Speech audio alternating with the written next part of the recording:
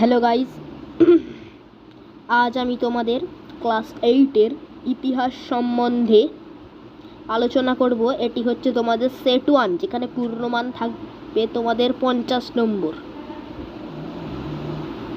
তো প্রথম প্রশ্ন তোমাদের দেয়া রয়েছে, নিচের প্রশ্নগুলির উত্তর দাও।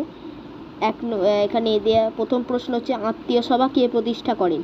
সত্যশোধক সমাজ কে প্রতিষ্ঠা করেন? চিরস্থায়ী বন্দোবস্ত কে প্রবর্তন করেন? এই যে প্রশ্নগুলি তোমাদেরকে দেখানো হলো, 3টে প্রশ্ন, আরও 7টা প্রশ্ন রয়েছে এবং একটা এক্সট্রা হচ্ছে তোমরা লিখবে চিরস্থায়ী বন্দোবস্ত কিন্তু 1793 খ্রিস্টাব্দে প্রবর্তিত হয়। এটা তোমরা করলে ভালো হয়, ঠিক আছে? তাহলে এটাই করবে।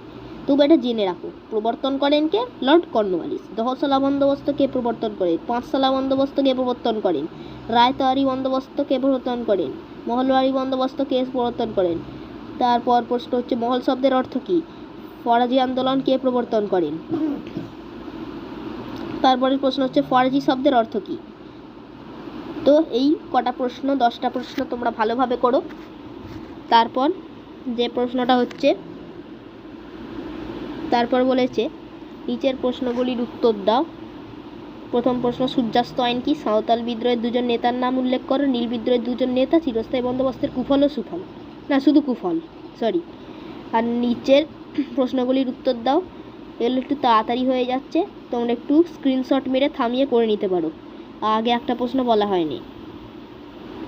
তো এবার 5 নম্বরের প্রশ্নগুলো কিন্তু ভালো করে তোমরা করো। 5 নম্বরের প্রশ্ন, সতীদাহ প্রথা বিষয়ে রাজা রামমোহন রায়ের গুরুত্ব আলোচনা করো। এটা 4টে প্রশ্ন দেওয়া আছে, তার মধ্যে যে কোনো 3টে করতে হবে।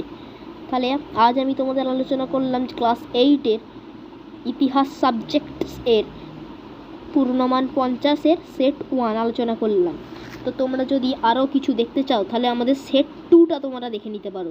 সেট 2 কিছু দেরিতে কিন্তু আপলোড হয়ে যাবে, কিন্তু তার আগে তোমরা সেট 1টাই ভালো করে দেখে নিতে পারো।